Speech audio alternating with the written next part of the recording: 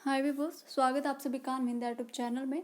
तो last video में part 1 में हमने पावलोव की थ्योरी के बारे में डिस्कस किया था। उसके एक्सपेरिमेंट के बारे में हमने देखा था कि पावलोव ने जो अपने डॉग पर एक्सपेरिमेंट किया है वो कैसे कैसे एक्सपेरिमेंट किया है, और जो भी अनकंडीशनल स्टिमुलस था और जो अनकंडीशनल रिस्पॉन्स आया था उसके साथ हमने जोड़ दिया था कंडीशनिंग स्टिमुलस। ठीक है, अनकंडीशनिंग स्टिमुलस के साथ हमने जोड़ा था कंडीशनिंग स्टिमुलस, ताकि जो रिस्पॉन्स है वो निकल कर आए। और उसके बाद क्या क्या कंडीशनिंग होती है वो हमने लास्ट वीडियो में डिस्कस कर ली थी। आज हम डिस्कस करेंगे पावलोव की थ्योरी से रिलेट करके क्या क्या मेन एलिमेंट्स हैं और क्या इसके लॉज हैं और एजुकेशनल इम्प्लीकेशन में इसका क्या रोल है। ठीक है, तो चलिए फिर वीडियो स्टार्ट करते हैं। तो इस तरह से थ्योरी हमने देख ली थी, इसका इंट्रोडक्शन देखा था, इसकी डेफिनेशन देखी थी, एक्सपेरिमेंट हमने देख लिया था लास्ट वीडियो में क्या क्या पावलोव ने एक्सपेरिमेंट किए हैं। उसके बाद हमने ये भी समझा था कि जो अनकंडीशनिंग स्टिमुलस है, जो खाना है, वो कंडीशनिंग स्टिमुलस के साथ कैसे रिस्पॉन्स करता है, और उसके बाद कौन कौन सी कंडीशनिंग रिस्पॉन्स जो है वो निकल कर आती है। तो इसके बारे में हमने कल डिटेल में डिस्कस कर लिया था। आई होप ये आपको समझ में आ गया है। तो आज की जो हमारी वीडियो होगी वो होगी लॉज के ऊपर और जो एलिमेंट्स हैं उनके ऊपर। ठीक है, अगर आपने एक्सपेरिमेंट की वीडियो देखनी है तो पार्ट 1 आप पावलोव की थ्योरी का देखिए, वहाँ से आपको एक्सपेरिमेंट समझ में आ जाएगा। उसके बाद हम देखते हैं इसके एलिमेंट कौन कौन से हैं, शास्त्रीय अनुबंधन के मुख्य तत्व। ठीक है, फर्स्ट मोटिवेशन। ये जो पावलोव ने थ्योरी बनाई है, ये जो साइंटिस्ट थे, इनका जो एक्सपेरिमेंट है वो साइकोलॉजी में बाद में जुड़ा है। पहले तो ये एक्सपेरिमेंट करते थे जानवरों पर। ठीक है, उसके बाद इन्होंने ह्यूमन बींग्स से जोड़ दिया, और जो भी ये इनका मानना है कि जो भी जानवर प्रतिक्रिया करते हैं साथ बिल्कुल सेम प्रतिक्रिया इंसान भी करते हैं। ठीक है, तो क्या इनका फर्स्ट एलिमेंट है, जो मेन पॉइंट्स भी आप इनको कह सकते हो। तो फर्स्ट मोटिवेशन, शास्त्रीय अनुबंधन को प्रभावित करने वाला कारक प्रेरणा है।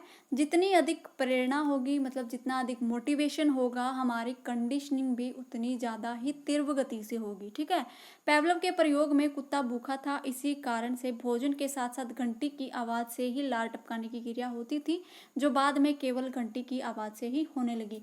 जो मोटिवेशन मिला था डॉग को कि पहले तो पावलोव ने खाना दिया, पहले तो पावलोव ने घंटी बजाई, उसके तुरंत बाद खाना दिया, उसके बाद जो कुत्ते ने रिस्पॉन्स किया, जो सलाइवा है वो छोड़ी। तो ऐसे ऐसे जो प्रतिक्रिया होती गई, कुत्ते को क्या मिला, मोटिवेशन मिला। उसको पता है जैसे ही बैल बजती है उसके बाद मुझे खाना मिलेगा। उसके बाद कुत्ते ने जो रिस्पॉन्स करना स्टार्ट कर दिया, तो मोटिवेशन मिला एक कुत्ते को। इसलिए वो जो पावलोव है उसकी जो प्रक्रिया है, वो उसका जो एक्सपेरिमेंट है वो लगातार होता रहा। और एक टाइम ऐसा आया, कुत्ते ने सिर्फ बैल बजी और जो सलाइवा है उसी मात्रा में उतनी ही सलाइवा छोड़ी जितनी मात्रा में वो खाने को देकर छोड़ता था, क्योंकि कंडीशनिंग जो है वो हो गई थी। क्योंकि उसको पता था जैसे ही बैल बजती है उसके बाद खाना आएगा। कुत्ते को ये समझ में आ गया था, उसको इतनी अंडरस्टैंडिंग हो गई थी कि ये जो बैल बजती है इसके तुरंत बाद खाना आता है। तो उसको ये समझ आ गया कि अभी बैल बजी है, तुरंत खाना आएगा, और उसने जो सलाइवा वो छोड़नी स्टार्ट कर दी। तो ये इससे क्या है, मोटिवेशन मिलता है। इसका मेन पॉइंट है फर्स्ट मोटिवेशन। ठीक है, उसके बाद है समय का अंतराल। अस्वाभाविक उद्दीपक के तुरंत बाद जब स्वाभाविक उद्दीपक देने से ही स्वाभाविक अनुक्रिया होती है।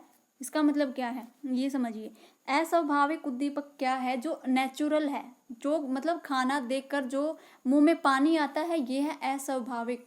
कोई भी इसमें फेरबदल नहीं किया गया है, कुछ भी कंडीशन इसमें नहीं लगाई गई है, ये नेचुरल है। इसलिए इसको हम कहेंगे अस्वाभाविक उद्दीपक के साथ तुरंत बाद, जब स्वाभाविक उद्दीपन से ही स्वाभाविक उद्दीपक मतलब जो बैल जोड़ी थी पावलोव ने, उसको हम कहेंगे कंडीशनिंग स्टिमुलस। ठीक है, स्वाभाविक उद्दीपक, क्योंकि ये एक आर्टिफिशियल है। उसने क्या है, नेचुरल के साथ आर्टिफिशियल जोड़ दिया, और उसके बाद क्या कंडीशनिंग निकल के आई है, क्या अनुबंधन हुआ है, ये कहता है। ठीक है, ये पॉइंट। तो ये क्या है कि समय का अंतराल, बीच में हम समय नहीं देंगे, इतना गैप हमें नहीं देना है कि जो हम कंडीशनिंग लेकर आना चाहते हैं बिहेवियर में वो बदल जाए। टाइम ज़्यादा नहीं होगा, टाइम अंतराल कम इसमें रखा जाएगा, ताकि जो आर्टिफिशियल कंडीशनिंग है और आर्टिफिशियल जो स्टिमुलस है और जो नेचुरल स्टिमुलस है, दोनों का समायोजन हो जाए और जो स्टिमुलस हम लेकर आए हैं आर्टिफिशियल वो नेचुरल की जगह पर आ जाए। ठीक है, यदि दोनों उद्दीपकों में समय का अंतराल अधिक हो जाएगा तो अनुक्रिया नहीं होगी। इस प्रकार जो अधिगम है वो इस रूप में नहीं होगा।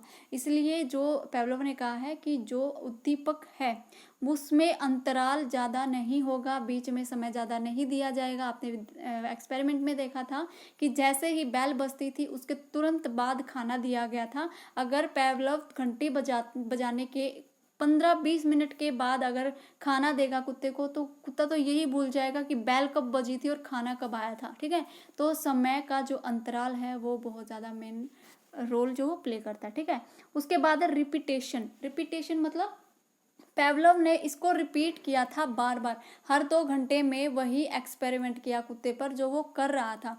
मतलब पहले घंटी बजाई, खाना दिया और कुत्ते ने सलाइवा छोड़ दी। तो क्या है, रिपीट किया था उस काम को, उस एक्सपेरिमेंट को, ताकि जो पेवलोव सिद्ध करना चाहता है कि रिपीटेशन से कुछ भी काम पक्का किया जा सकता है। रिपीटेशन से ही कुत्ते को ये पता था कि बेल बजने के तुरंत बाद खाना आएगा। कुत्ते के जब बार बार रिपीट हुई ये बात तो कुत्ते को अंडरस्टैंडिंग हो गई थी कि बेल जैसे ही बजती है उसके बाद क्या है, खाना मुझे मिल जाएगा। ठीक है, तो जब अस्वाभाविक उद्दीपन को स्वाभाविक उद्दीपक के साथ बार बार करने पर ही मनुष्य अस्वाभाविक उद्दीपक का स्वाभाविक उद्दीपक के साथ संबंध स्थापित कर पाता है और स्वाभाविक उद्दीपक के समान स्वाभाविक अनुक्रिया करना सीख जाता है। अब इसमें आप कंफ्यूज मत होना कि क्या अस्वाभाविक क्या स्वाभाविक, इन सब को छोड़ दो। बस आपको ये पता होना चाहिए कि जो अस्वाभाविक उद्दीपक है वो है नेचुरल और जो स्वाभाविक उद्दीपक है वो है आर्टिफिशियल, जो कि बेल है और ये क्या है, खाना। ठीक है, ये हमारा हो जाएगा फूड और ये जो है ये हमारी हो जाएगी बेल। ठीक है, अब हिंदी में सब कुछ छोड़ दो, आप इंग्लिश में भी इसको लिख सकते हो। ओके, उसके बाद है नियंत्रित वातावरण। जब शास्त्रीय अनुबंधन द्वारा सीखने की प्रक्रिया हो रही हो तो उस समय पर आवश्यक है कि वातावरण को नियंत्रित में रखा जाए। किसी भी प्रकार की बाधा उद्दीपक को ना हो, किसी प्रकार का जो प्रॉब्लम हो वो उद्दीपक को नहीं होनी चाहिए। क्योंकि जब एक्सपेरिमेंट किया गया था, पेवलोव ने अपने डॉग पर जो एक्सपेरिमेंट किया था उन्होंने जो इन्वायरमेंट है वो इस तरह से क्रिएट किया था कि किसी प्रकार की जो प्रॉब्लम है, जो बाधा है वो बीच में ना आए। ठीक है, अब हम देखेंगे पेवलोव के लॉज क्या क्या हैं, शास्त्रीय अनुबंधन सिद्धांत के नियम क्या हैं। ठीक है, तो नियम क्या है, फर्स्ट है हमारा हैबिटेशन फॉर्मेशन, हमारी जो आदत है उसका निर्माण होना। निर्माण कैसे होगा, जब हम एक चीज़ रिपीट करते चले जाएंगे तो हमारा जो बिहेवियर है, जो हमारी हैबिट है वो वही हैबिट बन जाएगी जो काम है उसको बार बार कर रहे हैं। ठीक है, अब ये लगा लीजिए कि कोई मेहमान घर पर आता है और बच्चे को ये बोला जाता है मेहमान के आते ही कि मेहमान के पैर छू। ठीक है, बच्चे ने पैर छू दिए कहते ही, उसके बाद कोई मेहमान फिर से आता है, फिर से बच्चे को बोला जाता है पैर छूने के लिए। तो बच्चा बार बार रिपीट वही उसके साथ होता रहता है कि कोई भी मेहमान आया, पेरेंट्स के द्वारा ये बोला जाता है कि मेहमान के पैर छुओ। ओके, तो क्या हुआ, एक टाइम पर बच्चे का मतलब जब मेहमान का आना होता है घर पर, बच्चा बिना कहे पेरेंट्स के मेहमान के पैर छू लेता है। क्योंकि बच्चे की हैबिट बन चुकी है कि कोई भी अगर बाहर से आता है, कोई मेहमान घर पर आता है तो उसके पैर छूने हैं। अब अगर हम किसी बच्चे में हैबिट को इंक्रीज करना चाहते हैं, उस हैबिट को फिक्स करना चाहते हैं, उसकी आदतों का निर्माण करना चाहते हैं, तो इस तरह का जो एक्सपेरिमेंट है या फिर इस तरह का जो सिद्धांत पेवलोव ने दिया है, हम आदतों का निर्माण करने के लिए बच्चों पर लागू कर सकते हैं। क्योंकि अगर किसी चीज़ की रिपीटेशन होगी बार बार तो वो बच्चों की आदत बन जाएगी। ठीक है, बच्चों के लिए काफ़ी कारगर ये जो थ्योरी है वो सिद्ध होती है। ठीक है, उसके बाद हमारा नेक्स्ट पॉइंट है उद्दीपन विभेदीकरण। विभेदीकरण का मतलब होता है अंतर करना, किन्हीं दो चीज़ों में अंतर करना। ठीक है, देखिए जब पेवलोव एक्सपेरिमेंट कर रहा था अपने कुत्ते के साथ तो पेवलोव ने क्या किया, 2 घंटे के बाद खाना दे रहा था, उसने क्या किया, बेल जो बजाई थी, जिस बेल के बाद खाना दे रहा था पेवलोव कुत्ते को, पहले बेल बजाई, उसके बाद तुरंत खाना दिया और जो रिस्पॉन्स आया कुत्ते का वो सलाइवा उसने छोड़ दी। उसके कुछ देर के बाद पेवलोव ने क्या किया, दूसरी घंटी बजाई और खाना कुत्ते को नहीं दिया। कि ये एक्सपेरिमेंट चेंज किया था पेवलव ने, घंटी बजाई, लेकिन यहाँ पर घंटी चेंज है, जो पहले घंटी बजाई थी उसके तुरंत बाद खाना दिया गया था और कुत्ते ने रिस्पॉन्स कर दिया, लेकिन यहाँ पर जो बेल बजाई गई है वो बेल चेंज है और इसके बाद कुत्ते को खाना नहीं दिया गया था और क्या है, कुत्ते ने रिस्पॉन्स नहीं किया। तो उसके बाद फिर से पेवलव ने वही घंटी बजाई जो पहले बजाता था, तो पेवलव ने घंटी वही बजाई जिसके बाद कुत्ते को खाना दिया गया था। तो यही एक्सपेरिमेंट पेवलव ने बार बार किया, तो कुत्ते को ये समझ में आ गया कि कौन सी बेल के बाद तो मुझे खाना मिलता है और कौन सी बेल बजाई जाती है जब मुझे खाना नहीं मिलता। तो कुत्ते को अंडरस्टैंडिंग हो गई, कुत्ते को समझ में आ गया, कुत्ते ने अंतर करना सीख लिया कि कौन सी बेल के बाद मुझे खाना मिलता है। ठीक है, तो ये होता है विभेदीकरण, मतलब उद्दीपन विभेदीकरण, किन्हीं दो वस्तुओं में, किन्हीं दो स्थितियों में अंतर करना। जब मनुष्य सीख जाता है तो उसे उद्दीपन विभेदीकरण कहा जाता है। ठीक है, उसके बाद नेक्स्ट है हमारा उद्दीपन सामान्यीकरण। सामान्यीकरण मतलब जनरलाइजेशन क्या होता है, दो वस्तुओं में जब समानता स्थापित हो जाती है तो उसको उद्दीपन सामान्यीकरण कहा जाता है।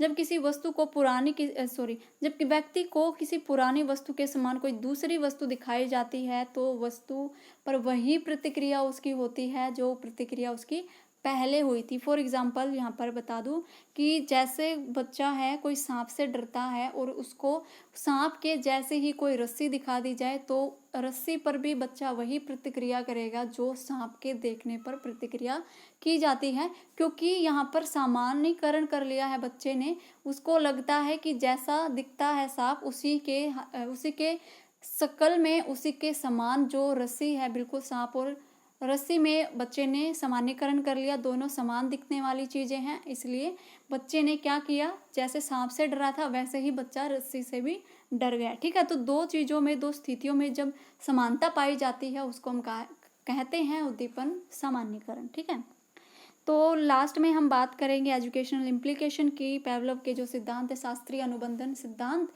देखिए ये जो थ्योरी है इसको हम कहेंगे SR कंडीशनिंग थ्योरी। SR का मतलब क्या है, S का मतलब है स्टिमुलस, R का मतलब है रिस्पॉन्स। इससे आगे जो हम थ्योरी करेंगे स्किनर की वो है RS थ्योरी।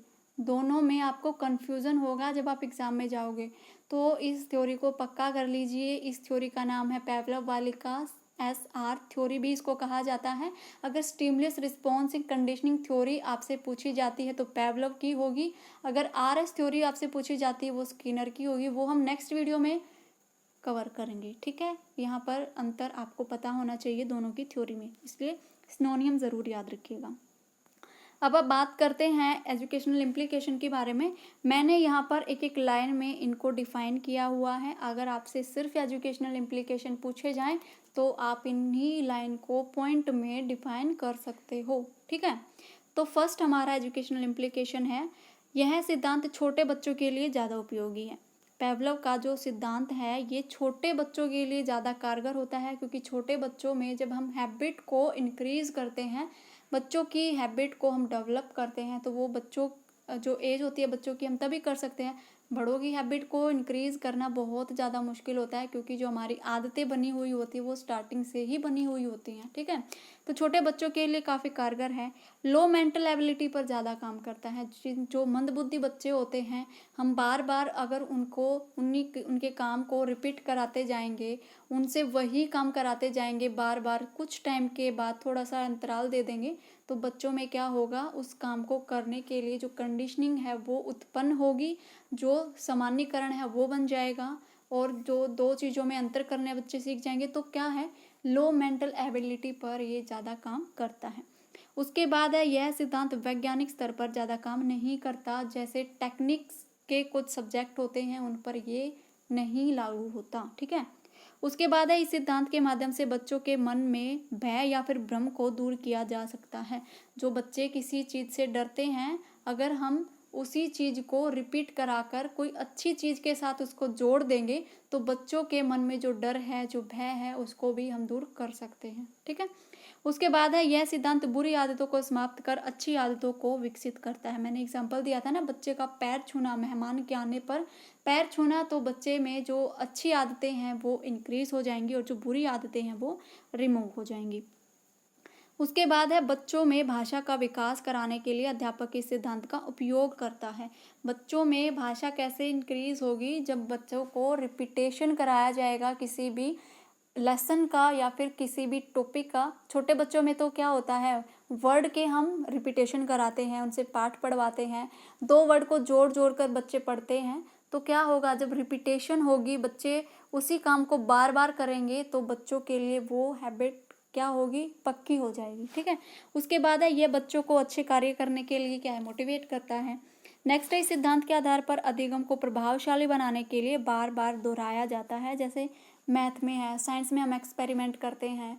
अगर साइंस में कोई एक्सपेरिमेंट हमसे थोड़ा सा ख़राब हो जाता है या फिर हम नहीं कर पाते उस एक्सपेरिमेंट को, तो हम बार बार उसका अभ्यास करते हैं, प्रैक्टिस करते हैं। गेम्स की हम बात कर ले, गेम्स में हम प्रैक्टिस करते हैं। तो ये जो भी जिस भी चीज़ में प्रैक्टिस कराई जाती है, उसी सब्जेक्ट में ये कारगर साबित होती है। उसके बाद है, इस सिद्धांत का उपयोग करके दृश्य श्रव्य साधनों के अधिगम को और भी ज़्यादा प्रभावशाली बनाया जा सकता है। नेक्स्ट है, इस सिद्धांत के आधार पर विद्यालय, घर या अन्य किसी जगह पर अनुशासन के व्यवहार को बढ़ाया जा सकता है। कहीं भी हो, अगर हमें बच्चों में हैबिट को इंक्रीज करना है, अनुशासन बनाए रखना है, तो ज़रूरी नहीं कि वो घर हो, घर बाहर हो, घर पर या फिर स्कूल हो, कहीं पर भी अगर हमें अनुशासन बनाना है तो रिपीटेशन करके हम बच्चों में या फिर अदर जो भी ह्यूमन बींग्स है या फिर एनिमल्स हैं, उनमें हम अनुशासन को पैदा कर सकते हैं। ठीक है। उसके बाद इसका कंक्लूजन क्या होगा, निष्कर्ष क्या होगा, वो देखते हैं। निष्कर्ष के आधार पर कहा जा सकता है कि पेवलव द्वारा दिए गए शास्त्रीय अनुबंधनीय सिद्धांत से मनुष्य में बहुत सारे बदलाव देखने को मिल सकते हैं। अगर प्राकृतिक उद्दीपन और कृत्रिम उद्दीपन दोनों को एक साथ प्रक्रिया करे दोनों, तो एक समय पर कृत्रिम जो उद्दीपन है प्राकृतिक उद्दीपन की जगह ले लेता है। लेकिन इनके जो सिद्धांत है केवल बच्चों पर और जानवरों पर ही लागू होते हैं। तो जो मैंने बताया था ना, अनकंडीशनिंग स्टिमुलस, कंडीशनिंग स्टिमुलस, अनकंडीशनिंग रिस्पॉन्स और कंडीशनिंग रिस्पॉन्स, वो अगर आप समझ जाओगे तो ये जो प्राकृतिक है, नेचुरल, और जो आर्टिफिशियल है, स्वाभाविक है, स्वाभाविक, ये आपके लिए कुछ भी नहीं होंगे। फिर आप अपने हिसाब से भी करके आ सकते हो, एग्जाम में लिख कर आ सकते हो, अगर वो कॉन्सेप्ट आपको क्लियर है तो। ठीक है। तो ये था आपके लिए। हाँ, इस थ्योरी की कुछ आलोचनाएं भी हुई थी, जो पेवलव ने सिद्धांत अपना दिया था कि ये जो आप थ्योरी दे रहे हो ये तो सिर्फ बच्चों के लिए लागू होती है, सिर्फ प्रैक्टिस के जो सब्जेक्ट होते हैं उन पर लागू होती है, जो अदर सब्जेक्ट है उन पर तो लागू नहीं होती। और जो हम काम कर रहे हैं, मतलब जो हम रिपीटेशन कर रहे हैं, अगर हम बीच में टाइम में गैप नहीं देते तो वो हमारे लिए पक्का हो जाता है। लेकिन अगर थोड़ा सा भी गैप हम दे देंगे तो क्या होगा, बच्चे उस चीज़ को भूलना स्टार्ट कर देंगे। तो ये स्थायी नहीं है, सिर्फ टाइम पर डिपेंड करता है। ठीक है। तो कुछ आलोचना भी इस थ्योरी की बहुत हुई थी। तो ये थी आपकी पेवलव की थ्योरी। कमेंट करके ज़रूर बताना कि आपको ये थ्योरी समझ में आई है या नहीं, कहाँ तक समझ में आई है और कितनी समझ में आई है। ठीक है। तो मिलते हैं फिर नेक्स्ट वीडियो में नेक्स्ट टॉपिक के साथ। और हाँ, यहाँ पर एक बात बता दूँ, जो लर्निंग की सेकेंड ईयर में मैं कराऊँगी नेक्स्ट मंडे ट्यूसडे कभी भी लेक्चर हो सकता है लर्निंग डिसेबिलिटीज़ के ऊपर। तो आपके सेकंड यूनिट में लर्निंग डिसेबिलिटीज़ का टॉपिक है, वो वीडियो ज़रूर देखिएगा ताकि आपका जो कॉन्सेप्ट है लर्निंग डिसेबिलिटीज़ का वो क्लियर हो जाए। ठीक है। तो चलिए फिर मिलते हैं नेक्स्ट वीडियो में। तब तक के लिए बाय बाय, टेक केयर, घर पर रहे, सुरक्षित रहे और अपने एग्ज़ाम की तैयारी रखें। Thank you.